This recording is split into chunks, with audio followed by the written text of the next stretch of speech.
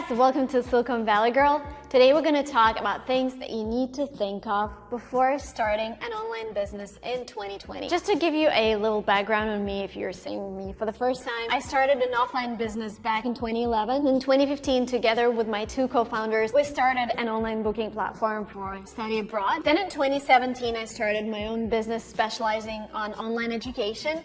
And basically, I've been in online business for over 5 years, and I'm really happy to be able to share my insights with you in this video. So first of all, if you were thinking of starting an offline business, maybe in 2020 you realized that even if part of this business will be offline, something has to be online in case the next lockdown happens.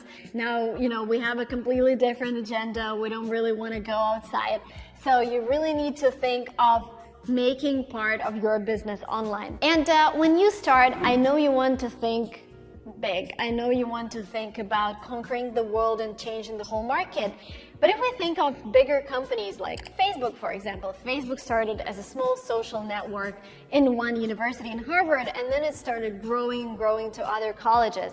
The thing is, even when building a huge company, you need to start really small. Airbnb started with Brian Chesky and his co-founders renting out their inflated bed in their San Francisco apartment. So when you start, you really need to think small. You need to identify a local problem that you have in your community, in your life, and think of ways that you can solve it. Yes, it really matters to think about bigger picture because you need to know where you're going.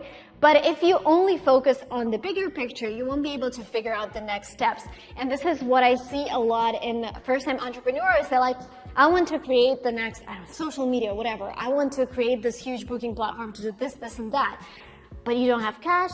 You don't understand how the industry works. And when we were working on Language Trip, when we just started the prototype of it in 2011, which was an offline agency, we manually sent students abroad, and I was doing everything by myself.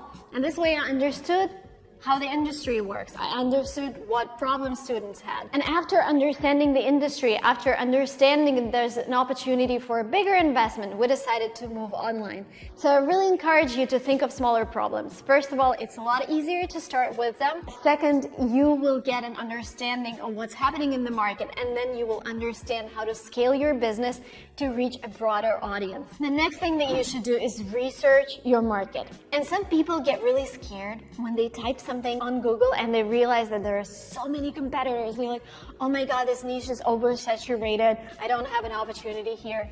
The thing is, again, when we started a study abroad business, there were like hundreds of agencies in our small town. But we were doing it in a different way. And having a lot of competitors only gave us an understanding that the market exists. And I want you to look at this in this way. So if you see a lot of competition, see how you're going to be different. And having a lot of competition means it's easy to get into the market, because there is a completely different example. Like if we think of building another mobile network and we're looking like, oh, we have T-Mobile, we have AT&T, there isn't a lot of competition. We have Verizon, maybe I should start my own mobile network. This is a completely different market. The barrier to enter this market is really, really high. And this is why there aren't a lot of competitors there. So if your market already has a lot of companies, it just says the demand is there. You need to figure out whether your solution to an existing problem would be different, and that will be your key advantage. By the way, if you say there are no competitors in my market, I'm starting something very unique, you need to be really careful there. Because first of all, maybe people don't even need your product and the problem doesn't exist, and the problem exists only in your head. That might be a big mistake. But the second thing, if you are inventing a new market, that's like the best you can do, but just make sure that the demand is there. By the way, quick story, I came up with the name Language Trip back in 2015, and again, it was a huge luck that this domain name was free, because normally when you come up with a brilliant name, you're checking .com domain and it's normally booked or costs $100,000, and you're like, I could never afford it as a startup. The great thing, there are so many domain names that you can use instead of .com. For example, .store. Radix, the company who owns .store, is sponsoring this video. .store domains are not really oversaturated, and that means you can create a unique name with a .store and make it memorable and make it stand out for your customers. It is recognized by all search engines, creates a powerful retail brand, and has high availability of good quality short names.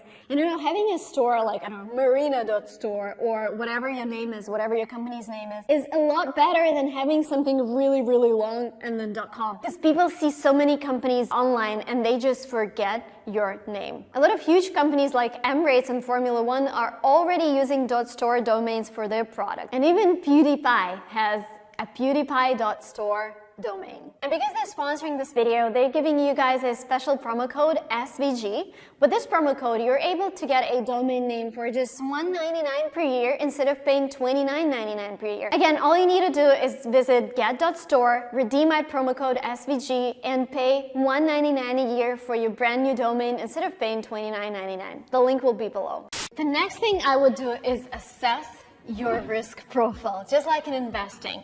So what you will be doing in the next few months, you're going to be investing your cash, your money, you're going to be investing your time in something that has 9 out of 10 chances of failing, but there is a 10% chance that this is going to be something that is going to change your life and you will become a great entrepreneur. So here I would really sit down and think, when do I stop? How much am I willing to invest in this business until I understand that there is a dead end and nothing is happening? My 2 cents on this problem, a lot of businesses die during the first 12 months because they are the hardest, and this is when a lot of people give up.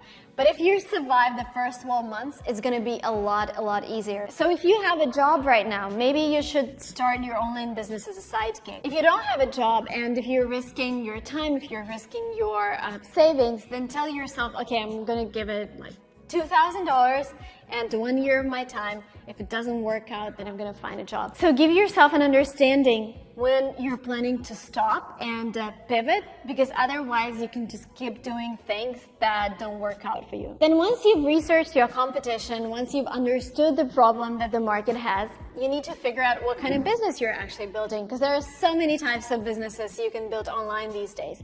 It could be a store, then you start a store on a platform like Etsy or Shopify or Amazon. Then it could be a website where you sell your services, and there you would use Wix.com, Squarespace, and other platforms where you can build a website yourself. Or the third type of business is when you really decide to build something new on the market. Like the platform that we built with my team was coded by our own technical people, so it wasn't like we took somebody's website. We created everything from scratch, but this is the riskiest thing that you can do because it requires tens of thousands of dollars of investment and a lot of working hours from your CTO or your technical people. And for that type of business, you would also need to think about the team, because if you can't code yourself, you really need someone on the team, part of your co-founding team, to help you with that. I'm not really a fan of outsourcing things when you're building a product in IT, because if you outsource the core thing that you have, your product, that might lead to a lot of problems later, because it could be overpriced, people would demand more money from you to fix issues, and you won't be able to go to another agency because everything is coded from scratch by this company that is demanding more money from you. If you're still deciding what kind of online business you're trying to build, my advice here would be start with something that's really simple, because your main goal for the next few months is to start making money, because you need to figure out whether people need your product. And something you can build really quickly is called an MVP, minimum viable product, something that works for an end consumer, that they can order something or they can click and buy something. And on the back end, there would probably be you managing everything. And for a client, it would seem seamless, as if a machine is doing everything. But this is how it works at the beginning. The founder is doing everything on the back end. Now, another thing that you should think of before launching your business is your marketing strategy.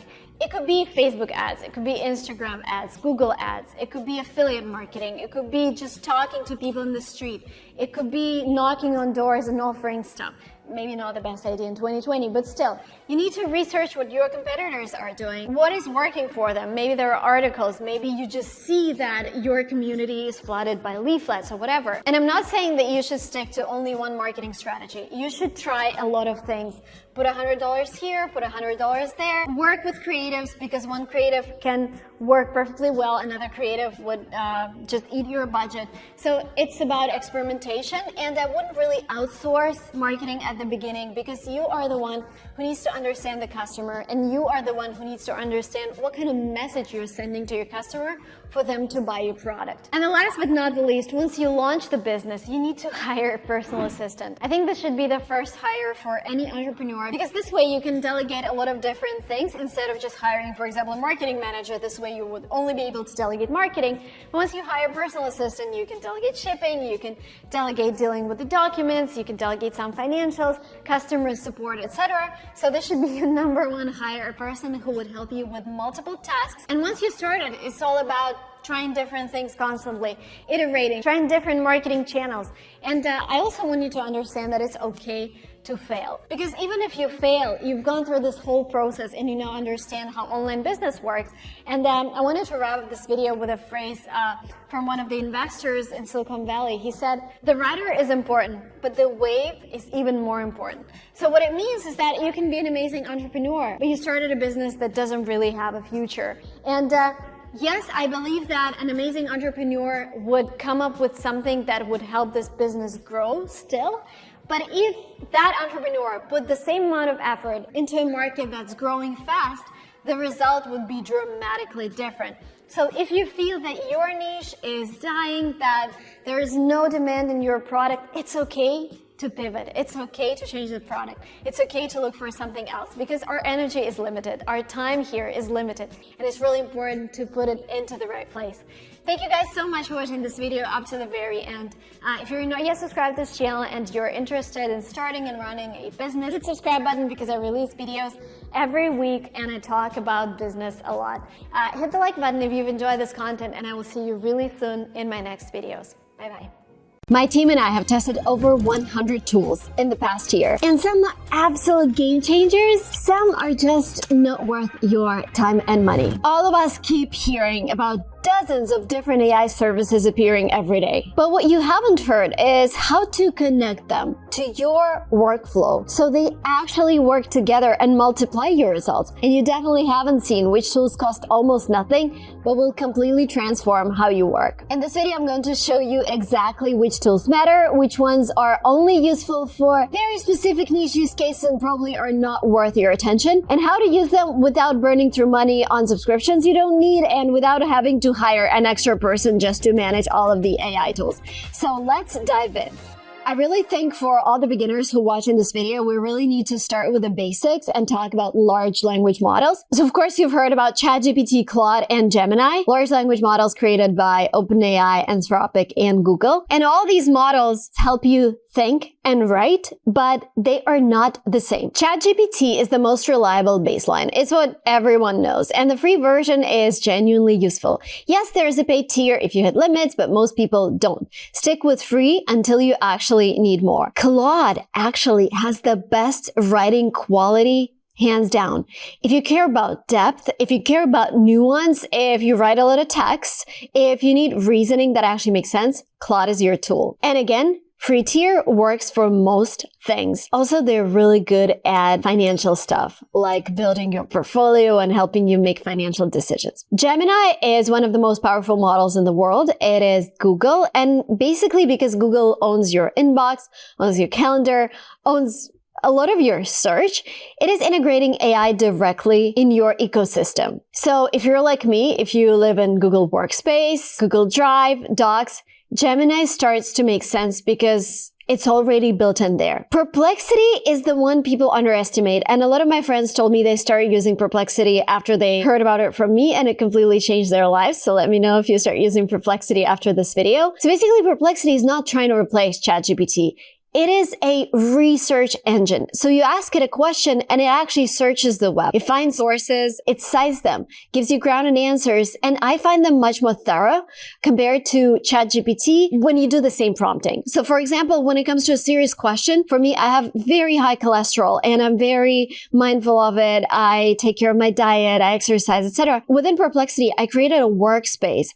And yes, ChatGPT gives me similar answers, but because it is such an important topic, I really want a tool that is more research-based. So I have a workspace within Perplexity. I uploaded all of my test results there. I keep asking questions about what to eat and what not to eat. And I upload all my new results and it kind of tracks everything. Of course, I talk to my doctor, but it's just for some very serious questions, or like when it comes to raising my kids and I have like an issue with their attitude towards me. Yes, for a quick answer, I would ask ChatGPT, but if I want to sit down and like really dig deeper into the problem, I would do Perplexity. And with all the models that I mentioned, the reality is most people can work entirely with free versions. Don't pay for something until you actually hit the ceiling. Now, let's talk about a very powerful thing that emerged last year and that has changed my workflow a lot. AI browsers. So, you know all the traditional browsers, right? Chrome, Safari, Firefox, but now you've got Atlas by OpenAI, Comet by Perplexity, and several others. And here's what's actually happening in the industry. These companies realized people use AI for more than just chatting. And so basically these browsers have LLMs built into them and they act as your agents. They can do so much more. You can now ask the browser to not just search for something, but to book something, to buy something for you on Amazon, to pull information from websites. I use Comet all the time to chat with a YouTube video because it is so good at chatting with videos. AI talks directly to the web and AI works as your personal assistant online. And again, because I like Perplexity, I've been using Comet a lot for a few weeks and it's completely changed a lot of things for me. Here are some of my favorite use cases. You need to be logged into your Amazon or whatever you use for buying, but I actually go to Comet and say, hey, I need a round tablecloth for my medium-sized table outside. Can you find something that's white, high quality, gives me this luxurious feel of a 5-star hotel? A few seconds later, I get an email saying that the purchase has been made. And I trust Comet with small decisions like that. Another use case, I ask it to go to my Gmail, find what's going on in my kid's school, and put events directly into my calendar and send invites to my husband so that we are there for their performance, etc. This has also been such a game changer. I don't know how about you guys, but my kids are at school, one in TK, one in K, and I'm getting so many emails. I'm getting so much information about what they're doing every single day. I just can't keep track. So Perplexity helps me with that too. And here's a cool use case from my COO. So for example, right now we're looking for a social media strategist. So she opens an assistant browser, enters a prompt like look for people on LinkedIn who've been working for these companies, who are still in social media, who are actively posting about Instagram strategies. And yes, it takes a while because it basically goes, it has vision, it goes and searches the profiles, but it delivers results for you. It delivers complete lists of people that she needs. I highly recommend that you not just listen to this video, but you go and install one of the agentic browsers for yourself. It's really easy to onboard because you can copy all your bookmarks, all your saved passwords, your browse history, so you're not starting from zero. And also if you're using Atlas, for example, it has your ChatGPT memory. The next tool I wanted to talk about is called PopStore, and PopStore is sponsoring this video. It is a platform for content creators that combines AI content production, monetization, and audience management all in one place. It's perfect for creators who want to quickly generate professional content while earning directly from their audience. Plus, it helps you save time by eliminating the need for shoots or complex promotion setups. Now, let's dive into how it works. Pop.store lets you create a fully branded home where you can monetize your presence in many ways. Subscriptions, tips, pay to DM, downloads, community chats, affiliate products, and more. All of this happens without juggling multiple platforms like Discord, GoFundMe, or Linktree.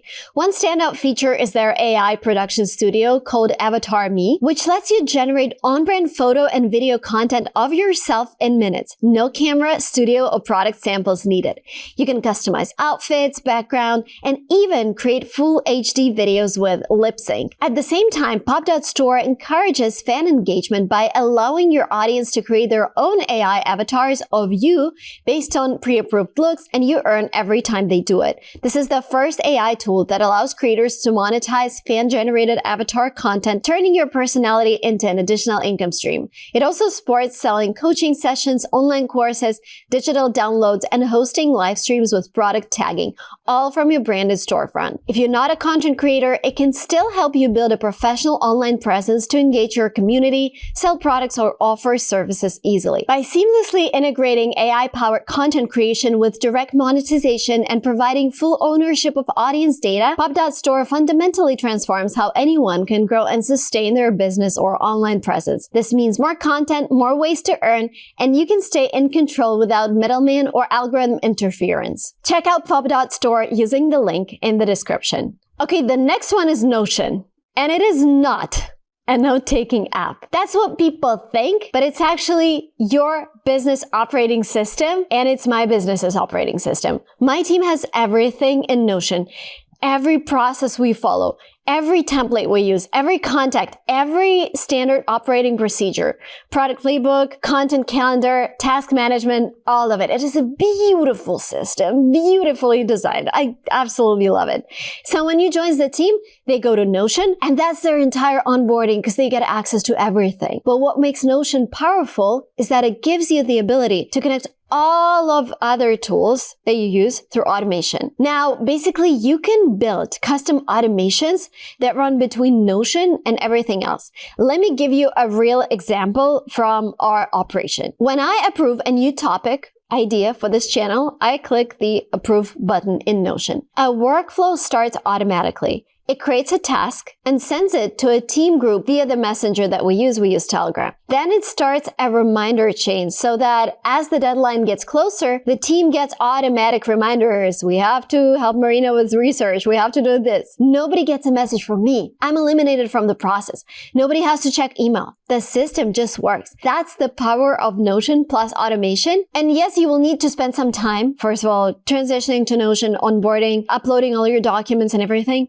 But oh my God, once it's there, it's like your digital COO. If you're solo, it's probably not worth it yet because it really depends how simple you want to be. I hear that a lot of solopreneurs just rely on like a Google Doc or their notes, and it's totally fine. But some solopreneurs want to be like pro level. You know, when I started my company, I also had everything in notes. But when I started hiring, it was like an extra task for me to transition to something that everybody could access. So if you're planning on scaling, if you're planning on hiring more people, maybe start with Notion. If you feel like, oh, I'm just going to do it by myself, you can just stay in Google Docs or Notes. The next two tools are N8N and Zapier. The last time I said Nathan, a lot of people were upset. Basically, these are tools that do the same thing, but I want to explain what they actually are. Most people think they are for developers, and they're not. My YouTube producer uses them all the time, and she's not a developer. She's English teacher by education. So what automation tools do? They watch one app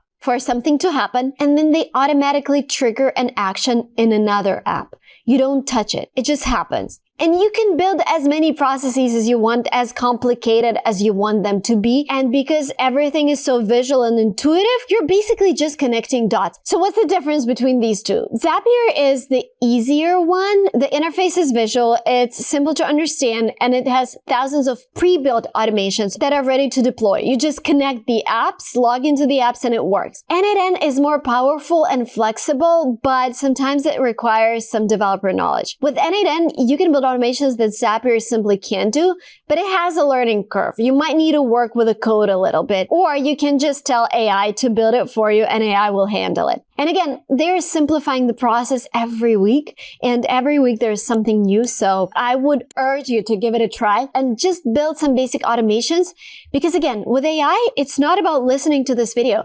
It's about going ahead and trying and spending maybe a day just playing with all the tools and seeing and witnessing how they actually transform a process for you. Okay, Otter. I love Otter, and it's not just a transcription tool. Though I use it a lot for transcription, I would record a voice note on my phone, send it to Otter, create a transcript, create a LinkedIn post. And I use that a lot for conferences where I listen to a lot of talks and I just want to have all of the voice notes combined and sent to my team. But basically, it's not just that. It's also a meeting intelligence system. You can record a meeting, a call, a podcast episode, anything with audio. And by the way, Otter joins all the calls that you schedule automatically. It transcribes them in real time, and then the most important part, it analyzes everything. It identifies who's speaking. It generates an automatic summary of the whole meeting. It pulls out action items showing who's supposed to do what. It tracks how much time each person spoke, and you can search through entire transcript by keyword. It actually matters a lot because I don't have to attend every single team meeting. I don't have to pause the meeting for someone to take notes and to remind me to do something later. Otter can attend for me, and after I get a full report instead of spending an hour in a meeting. The next tool, you've heard me saying a lot of good things about it. I love it. Just yesterday, we were creating a presentation for all of the guests who come to my podcast, and we created them with just like a standard Google Slides to PDF. When you do a PDF presentation, like it's not mobile native, and most guests would just scroll through my presentation on their phones. But the tool called Gamma not only helps you with your decks with AI, it also adjusts the decks for every phone screen. So when you open a Gamma presentation on your phone, it's actually vertical. The text is easy to read. Everything is arranged in a beautiful way, not these PDF slides that are horizontal and your eyes start hurting a few slides in. So Gamma is built for people who want presentations to look modern and for everyone who just makes presentations all the time. Okay, the next one, it's a tool that completely blew my mind this past year. This is where you feel like we are in the AI age. So basically, Replit democratized building apps and building tools. The best way to work with it is to first talk to an LLM that I mentioned at the beginning of this video. You talk to ChatGPT or you talk to Claude and you tell them like, hey, I want to develop an app that does this, this, and that. Ask me questions about the development of that app or like about the flow inside the app and give me a prompt for Replit. And then once the prompt is created, you paste it into Replit and it builds what you want. You test it, you might want to fix the bugs, but they also have a built-in QA automation, and suddenly you have a custom tool that saves your team hours of work. So here's a real example. Our producer on Lingua Marina YouTube channel built an entire language learning app on Replit. Because you know what we used to do a lot? We used to create PDFs for some classes that we have on my Lingua Marina channel so that students have something visual after they finish the class. Because building an app for every single video is a little bit complicated. Not anymore. Now we can build an app for every single video, like practice your idioms, practice your pronunciation, practice your essay writing skills. So one of the most recent apps that she built is basically you take a test, you answer questions, the app evaluates your English level, gives you feedback, all without her writing a single code. She told AI what she wanted and AI built it. Yes, it had bugs at first. That's normal. She fixed them and boom, she has this custom tool that we can offer to our students. Okay, 11 Labs. I actually had Mari, the founder of 11 Labs, on this podcast, and most people still think that 11 Labs is just for voice generation or like voiceover on YouTube. This is an outdated thinking. You can make your voice answer your sales calls. You can sell your voice in a marketplace. You can build AI call centers that sound human. That's all 11 Labs now. Here's how we use it in our day-to-day. So I recorded my voice multiple times using different mics and uploaded it to 11 Labs. Now, when I'm traveling or focused on strategy work, my team doesn't need to interrupt me with like, oh, Marina, can you record another voiceover? They simply open 11 Labs, choose text-to-speech, select one of the voices that fits that video best because there are different mics, there are different intonations, and they're able to play with it. They're able to play with stability, similarity, and get the intonation as close as possible to my real voice. Just compare. This is me speaking, and this is the generated version my team created. Another tool that we absolutely love in my team is called Nana Banana. It generates images from text descriptions, but more importantly, it edits existing images. You can replace text on images, you can change backgrounds, you can remove objects, alter clothing, add effects, and completely transform photos with natural language prompts. Now, my team uses Nana Banana to tweak our thumbnails. When we post a video, we normally have maybe 10 different thumbnails. We have so many ideas and we want to test them. We ask the designer to create one, and then we just ask Nana Banana to create different versions of a text on that thumbnail. The prompt should include the exact font that you want, its size, and other details. By the way, I'll pin the prompt in the comments below this video. And by the way, our team also stores all our best prompts in our Notion playbook so that everyone on the team can access and use them. Image generation doesn't always work perfectly on the first try. You need some patience. You need to play with it. You need to see what's working for you. But once you get the hang of it, you can generate unlimited design variations instantly. By the way, if you want some tips on prompting, let me know in the comments below and I can make a dedicated post in my YouTube community. Okay, tool number 11, HeyGen. HeyGen generates realistic AI videos from text. You write a script, You hit generate and the AI tool creates a video with an AI avatar speaking your script in a natural voice. And of course, you can create your own avatar. You just need to record yourself and give permission to the app. And the quality is now genuinely professional. Hello, everyone. I wanted to thank you for your incredible support. Your engagement and encouragement mean the world to me. I appreciate every one of you. Real use cases, product demos without filming everything, educational content for onboarding new team members, promotional videos for launches, explainer videos. If you need to make videos in different languages, you customize the avatar, the background, the clothing, and you generate multiple videos in a single afternoon. So what I want you to understand from this video, it's not like we use AI and replace people. The thing is, this year I started hiring more people because I want to explore more tools, because I want to see how we can increase our output. And when I see that one of my managers can now do 100% more things, I just want to hire another manager and amplify the results, right? It's entrepreneurship for you. There's not a single tool that will go from the beginning to the end without human. I feel like AI is new productivity. It's not replacing everything. For now, things move fast. I'm also just trying to adapt here. But I want you to start building your own AI system, because when you connect the right tools together, they multiply your and your team's output. And that's the actual advantage. Subscribe to this channel because we're releasing tons of interesting podcasts with people who are actually moving AI and building these tools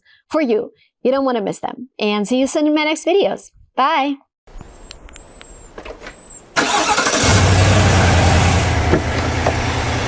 The reason I bought this car is to go to Costco regularly, and whenever I go to Costco with my old car, I need to figure out how to put things in the trunk. We're going to Costco right now to test out. This is gonna be the Cadillac's first trip to Costco. Let's see what's the difference.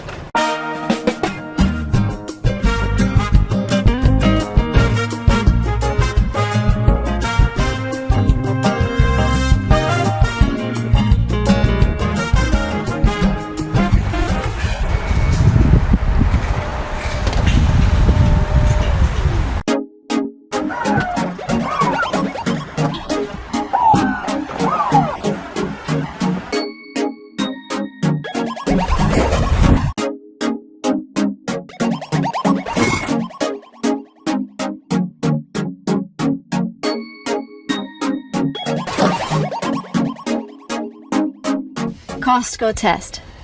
Pass. Give one piece of advice to solopreneurs. Don't be solo entrepreneurs. Start a normal company. Because Great things are done as a team. I know. Yes, and as a solo entrepreneur, you have same risks, but the possible upside when you have a team is way bigger. Yeah. And then you burn out, and there is no one to help you.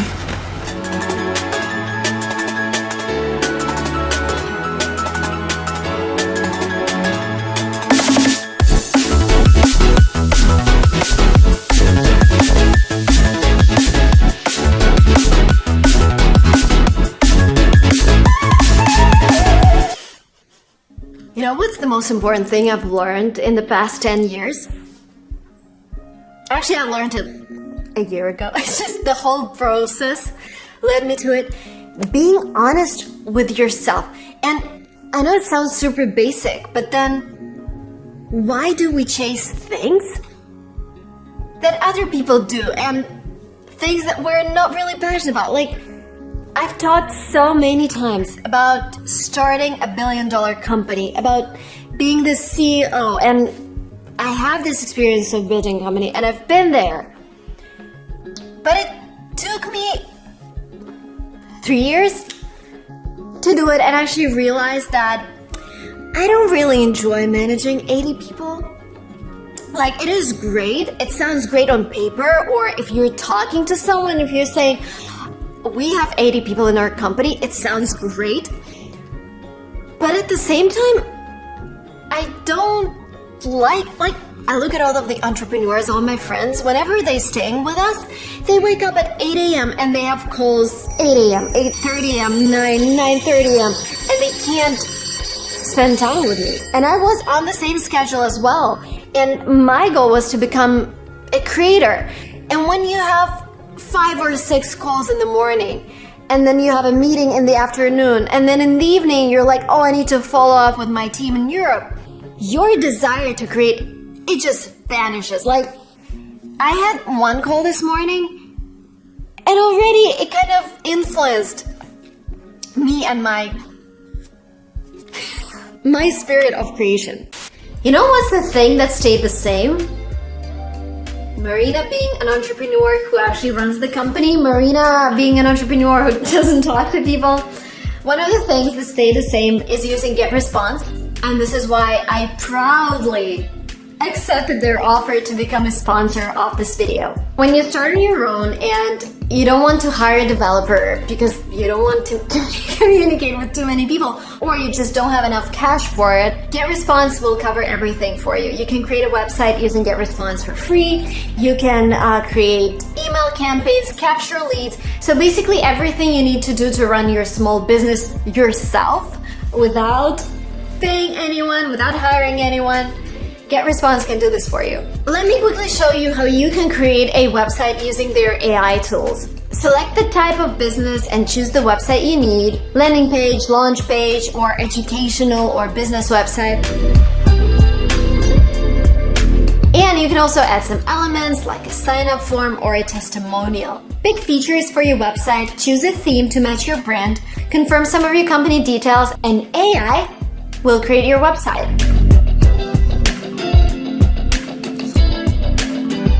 And that's it. Your website is ready to go live. And then once you have a website, you start collecting their emails and you start capturing leads, because later on, through giving them something useful, you're going to convert them into buying customers. Using their email marketing tool, you can create a mailing list and capture data onto it. Send newsletters to subscribers on your mailing list. And please use their analytics to see whether people actually open your emails, how they convert, etc. This is the most important part. So you need to track your data. You need to look at what people actually click, which emails they open, what makes them want your product, what makes them want to consume information from you. And GetResponse lets you do that.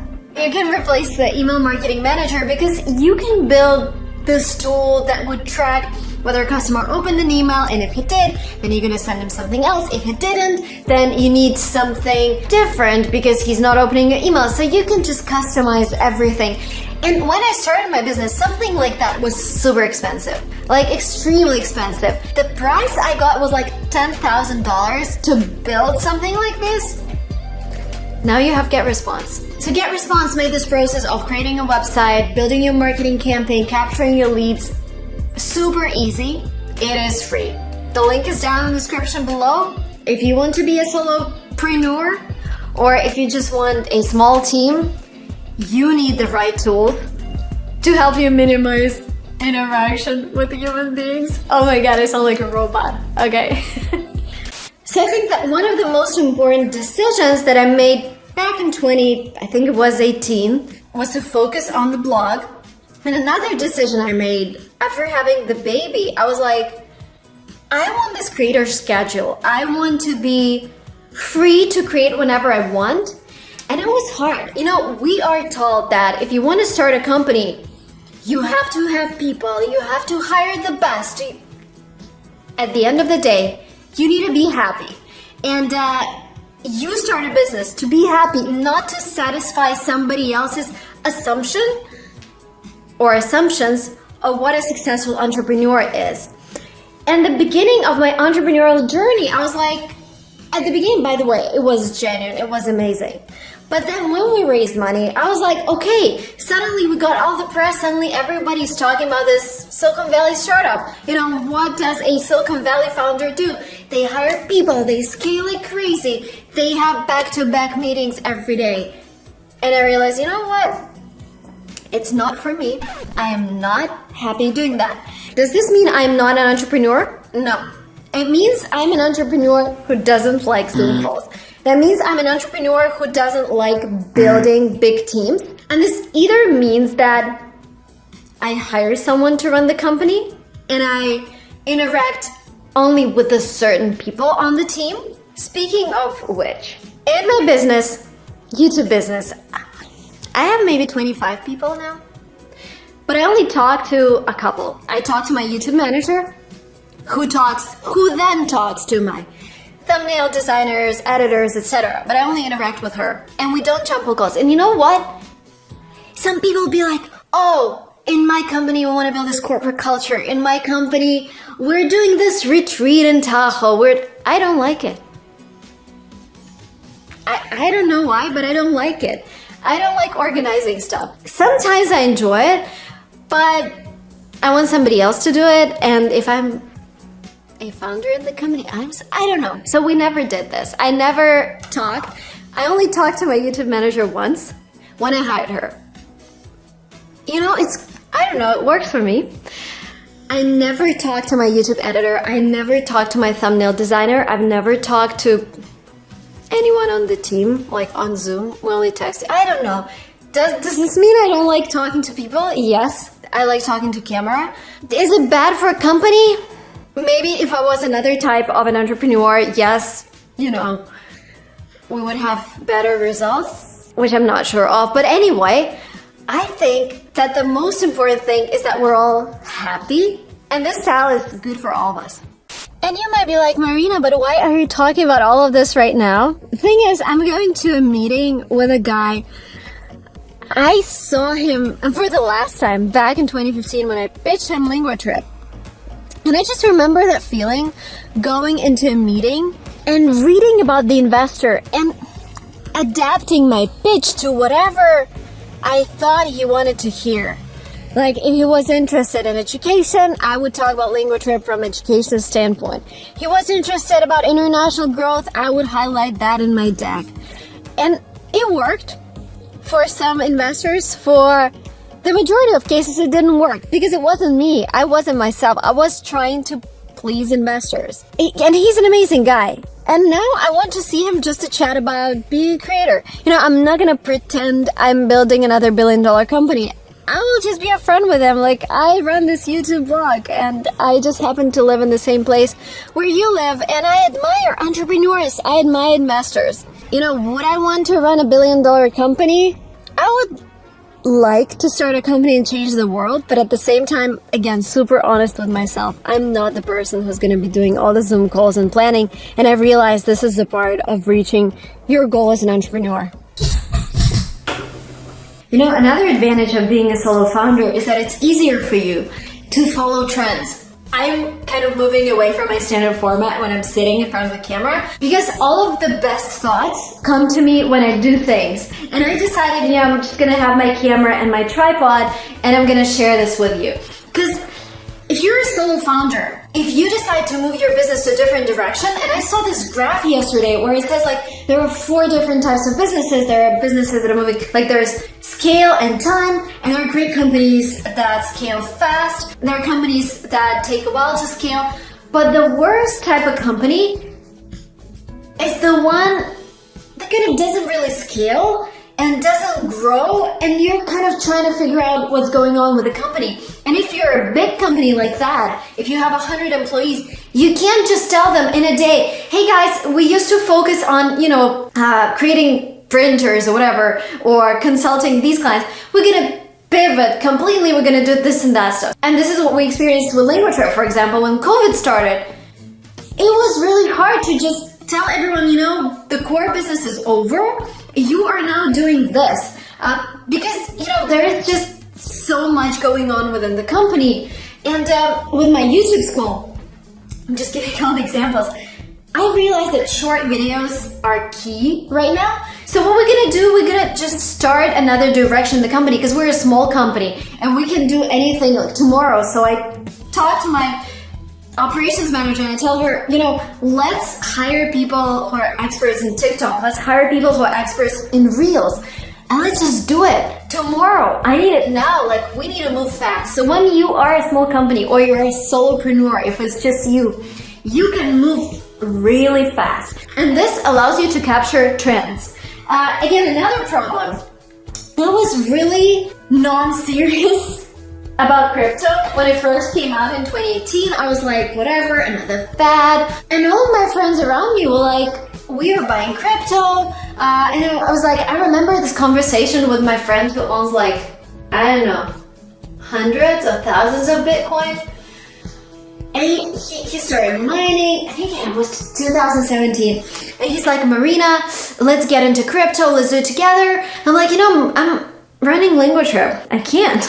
I'm just passionate about this thing. I don't have time because I have to manage this company. We're not a big corporation, but for me, like 50 people, a lot. Fast forward to 2021. Guess who was right? So when you're a smaller company, you can, and not necessarily pivot, you can change directions, you can experiment with things without being like, I can't really experiment. If I have 50 people in a company, I can't really experiment because if the experiment fails, I have no money to pay my people the next month. There is this responsibility. When you're on your own, or maybe you have like 5 people, it's a lot easier. I am ready. Another quick thought, regardless of what you do, solopreneur, big company, whatever, if you're a founder, if you want to do something, I think 20 or 30% of your time should be dedicated to talking to people. And those could be your customers, those could be people from the industry. This is the way you learn about new things. And the worst thing you can do is spend your time being obsessed with your competition. Oh my god, they're doing this. I need to copy this, or I need to copy that. I've been doing that for a while actually, and I would be waking up at night thinking what another company did, when now I realize that didn't even matter. Like, our customers didn't even intersect. Like, the feature that I would come up with didn't really matter just because clients didn't care about it. And it took me several years to come to a realization that I need to focus on what my customers want instead of being obsessed with what competitors do. Of course, you kind of need to keep an eye on them, but not like being obsessed and copying all the features. Okay, I'm gonna go off to this meeting a person from the industry. That's another meeting. The meeting with that investor went well. Just catching up with people. Sometimes you don't need a purpose. Sometimes you just want to catch up and see how things are going. And, it was half an hour meeting and I'm glad I had it. Now it's another one, we have like a proper lunch. Yeah.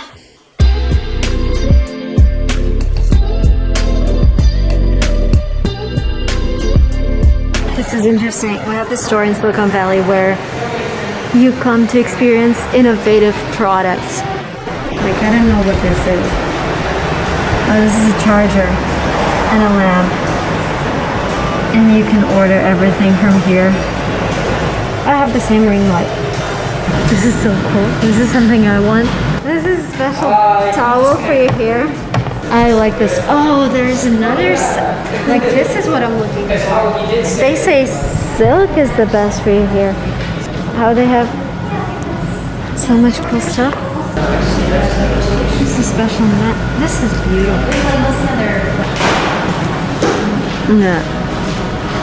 No. Oh no, it's really bad. Sorry. It doesn't breathe because you breathe it in your nose. You know what I like? We have a similar, I was actually choosing, we have this travel car seat and I was choosing between the one that we have and this one. This is also pretty, is this how it folds? Oh no. But this also folds like to a really small car seat. It's really cool. Oh wow, this is the next level. This is like a stroller when you have a lot of kids. Oh, this is amazing. I want this. We're discussing a gift for a friend for his birthday, which is gonna happen in a week. And you know what I'm gonna, like the list of gift ideas. I don't know if you keep one, I have one for my closest people. Gift idea, get them an NFT. I don't know if you guys know the whole thing around NFTs. If you want, I can tell you. I'm not an expert, but from what I understand, I can kind of make a video on that. But we're gonna give him an NFT. And tomorrow, Dima's waking up at 8 a.m. because Andrew Chick, he talked about an NFT drop in one of his videos, and he's gonna get one at 8 a.m. That's pretty exciting. I have one request for you guys. That might sound weird, but if you know anyone or you work at a company called Ferrero Rocher, the one that produces Kinder Surprise, if you know anyone who works for that company, like literally anyone, could you please introduce me to them? Because I have this weird idea in mind that I think is gonna blow up, and I just want to talk to them. Yeah, that sounds like another entrepreneur trying to build another Facebook, but I think it's cool. Let me know if you know somebody.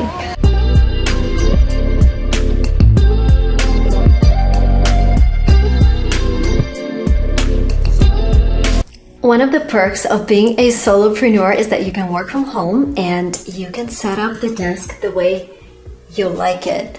And what I'm doing right now, I just found out about this BlockFi, which is basically like Coinbase. So it's like your crypto wallet that pays 9% on dollars that you put there.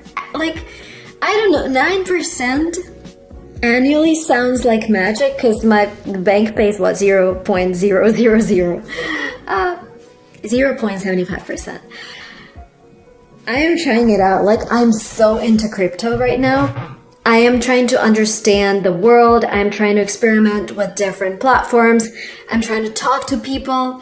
I'm trying to create something myself. I have an idea for an NFT. Like, I just want to be there because I feel that this is the future. I don't know whether it's going to be a future, but I just feel that the whole world is going to move to crypto. And when in 2017 it was like, I don't know, scammy thing, then everything crashed and everyone was like, yes, it was a scam. But now I think people understand the crypto space a bit deeper, and it's supposed to be a decentralized network where nobody owns your data, where nobody controls you, no government controls you.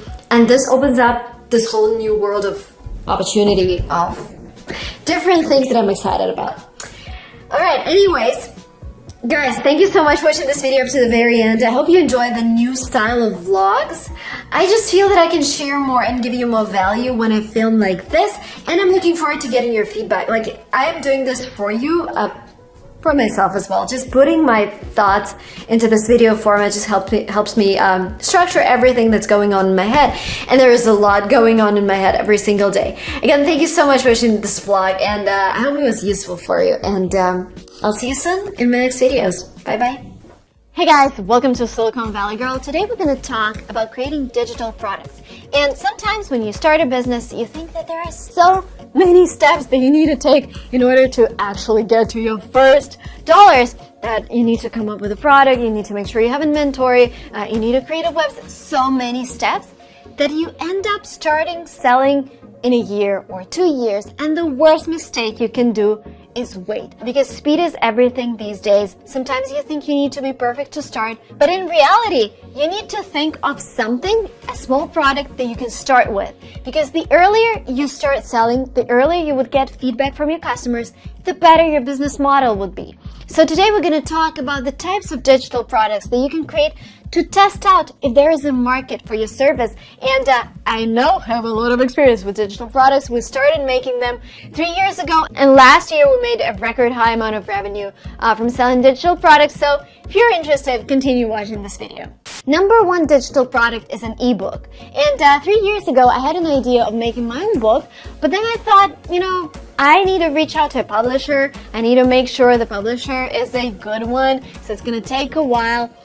But then I realized, because I was doing so many one-on-one consultations, I realized I'm saying the same thing over and over again. And instead of just doing those consultations, I could write a book, sell it for a cheaper price, but with a cheaper price, I could reach more customers and just spend that extra time on creating more videos on YouTube.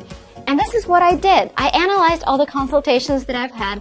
I wrote my own book without a publisher because I started talking to friends and they were like, Marina, you can get published through Amazon. And Amazon has this amazing service where you just submit your text. And if somebody buys a book and they want a physical copy, because Kindle is super easy, but if they want a physical copy, Amazon would print on demand. So you wouldn't have to invest a lot of money up front in order to have your book printed in thousands of copies in order to sell it. You just do it through Amazon and they print on demand. But at that time, I also thought I didn't really need a physical copy because my clients were all over the world, because the book was about getting admitted to the US, and a lot of them were in countries where Amazon didn't have that service. So I just created my own ebook. Yes, it took several months to create the content. I hired an editor because when you write a text yourself and you read it 4 or 5 times, you get so tired and you just miss mistakes. Oh, first cover, I did it by myself using Canva, and I think I paid like $5. But then I hired a designer who made the whole thing look a lot better for, I think, like $200.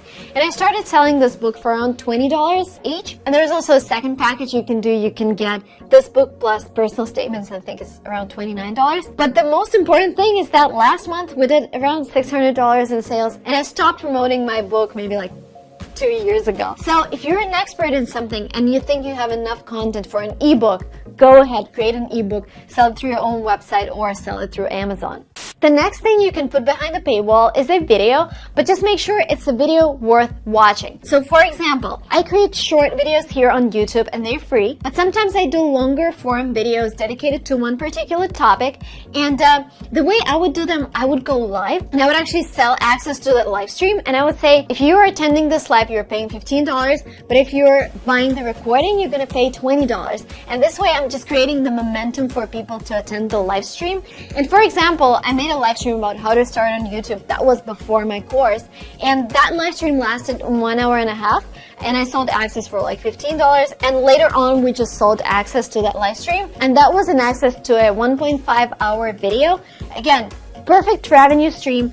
Doesn't take a lot of upfront time and costs to create it. You just need to sit down, create your deck, go live on a platform of your choice. You could use Zoom, you could use YouTube. You can make this unlisted video, unlisted live stream and share the link. And then you create a paywall through Teachable, Wix, or whatever platform there is. The next step is to create the online course. This is a little more complicated because if you go live, then people don't really care about the quality. But if we're making an online course, both at LinguaTrip and my own YouTube online courses, I just want to make sure the content is amazing. I want to make sure the quality of recording is amazing. So on average, it takes me around 3 months to create a course because it takes a while to create the script for the course and then record it and then to work with an editor. So depending on how much you want to invest in quality, but I would say the minimum cost of the course would be like $1,000, $2,000 to produce it. And then again, you would need to pay the platform to sell it. I use Kajabi and I use Thinkific to sell my courses. But then courses are one of the biggest revenue streams for us because we invest so much, but we also heavily promote them. I think this is one of the best products to sell online because it is complete, it is a long format of studying, and you can deliver a lot more information than you can put in one video, for example. The next type of product has several names. You can call it a swipe file. I call them workbooks. You can call them handbooks. So whatever it is a manual on one particular topic. So it's not necessarily a book. I would say the most important difference between a swipe file and an ebook is that swipe file is much more practical. So for example, I have my own swipe file, but I call it workbook for English language students. And you can check it out by going to english.online. It's a very simple website, but the content itself, this workbook, is 180 plus pages, and it has theory. It has a lot of content like different tables, different images that help you understand English better. And they also have a lot of practical tasks. So for example, we created cards that you can cut out, you can write words that you need to remember, and you can just carry these cards with you and learn words. There are also a lot of practical exercises, so you can print out the workbook itself and write things down. It's an amazing revenue stream. Every month we make $10,000s selling that workbook. It took us around 5 or 6 months to create it, and it was me, another influencer, 2 designers, 3 copywriters, so it was a lot of work, and it cost us maybe around $3,000 to create the whole thing and a lot of our personal time, but I think it's an amazing product. And again, if you're an expert in something, you can create workbooks like that. One thing I want you to remember is that you need to be an expert in something. I see a lot of influencers creating workbooks in the areas that they don't really understand. Like there's this lifestyle blogger creating a workbook about what you need to eat in a day, and she's not even a nutritionist. I don't think that's a good practice. But for example, if you're an entrepreneur with good experience, or if you're a salesperson, or if you're a nutritionist, a fitness instructor, and if you have enough experience, you can totally create something like this. You can also sell your digital photographs and videos online, and this is what one of my friends does. So he's a photographer and a videographer, and he loves creating content. You don't have to be in those images. So what he does every weekend, he goes somewhere with his girlfriend. He travels around California. creates amazing footage of places where they went. Then he goes to Shutterstock, uploads everything, puts tags, tries to get featured by Shutterstock, and he's able to make from $2,000 to $3,000 every month just by selling his digital images and videos online. By the way, another platform that you can use for that is called Dreamstime. But again, your content needs to be great. Your content needs to be worth paying for. Another thing that you can sell is an exclusive membership.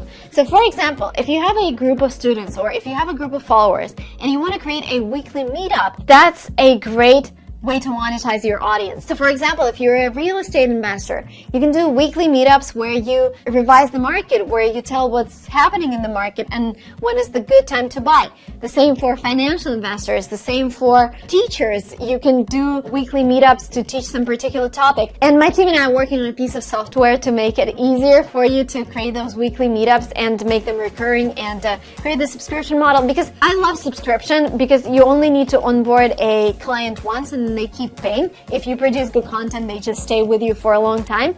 But yeah, follow me on Instagram, Lingua Marina, if you want to be one of the first people to try out our new feature. I'm really excited about it because I really believe in small group meetups behind a paywall so you can get curated audience, and I really believe in subscription models. The next thing you can create is a plan. So it's very similar to a workbook, but it's shorter. So for example, you are a fitness instructor, and instead of creating an online course, which would take a while for you to record, to create, to edit, you can create different plans. So exercise plan for those who wants to train their legs, or exercise plan for those who want to lose weight. So different plans, and I think the price point here would be $3 to $5 for a workbook. Our workbook, by the way, it costs $7.95. And it's on the cheaper side. I've seen workbooks that sell for like $20. Courses could vary from $50 to, well, $400. The rest I think is too much. Over the roof, books cost from $10 to $30. But yeah, plans are the cheapest things you can sell, and they are the easiest to prepare. Again, you have to be an expert in whatever you're talking about, but creating a meal plan, creating an exercise plan, creating a nutrition plan is something you can do. It could be like a 10-page plan.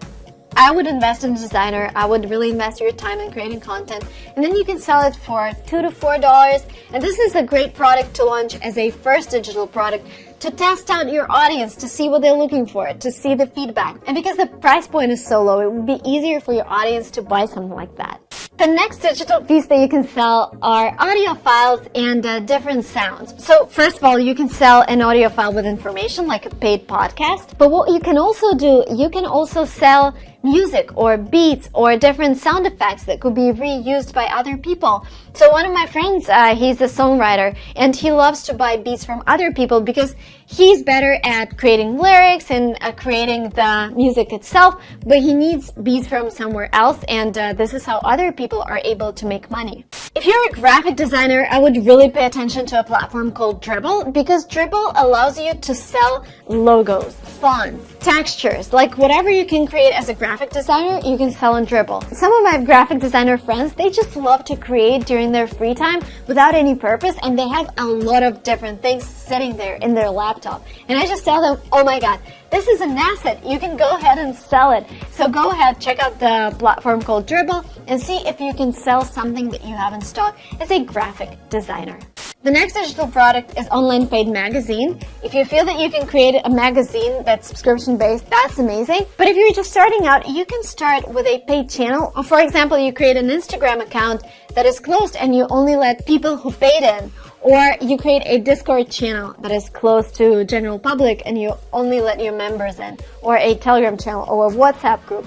And then every day, or maybe every 2 days, every 3 days, depending on what your product is, you deliver some news. So for example, there's an entrepreneur that I know, and he has several businesses, and his assistants brief him every morning on what's happening on the markets. At some point, he realized he can actually create like a paid channel where he would just share what his assistants do for him. And I think he charges like couple dollars a month, but then you get access to the Telegram channel and you just read news that are curated for entrepreneurs. And I think that's a great idea. And the last but not the least, you can sell content scripts. And let me specify. So for example, if you're a salesperson and you know a perfect script for B2B companies, you can create that script, you can create this template and sell it. And here you can really go really high with your prices, because if you're B2B, if you're selling this to other companies, I know companies that pay like $10,000 per script. I don't necessarily advise to start with that price point, but this is something where you can get. So sales script, email marketing funnel script. So creating those, I don't know if you've seen them, but they're huge funnels when you're doing email marketing. They're event-based. So if a subscriber clicked this email, we send them this. If you didn't, we send them this. Then there is an OTO, there is an offer, there is a lead page, blah, blah, blah. So a lot of things happening in the back end when you're receiving those emails. You can create a script for that and sell it. You can create scripts that would help people apply and interview for a job. You can create scripts that would help people pitch their startup. Like, there's so many scripts that you can create. Again, if you're an expert in something, go ahead and share this knowledge for a small fee and make your revenue. Thank you guys so much for watching this video up to the very end. Please comment down below if you've tried any of those things, or maybe you have other ideas of digital products that you can sell. The rule that I try to follow is give a little more than people expect with your product. If you're not yet subscribed to this channel, please hit the red button down below, and I will see you very soon in my next videos. And I'm waiting for your likes and comments. See you soon.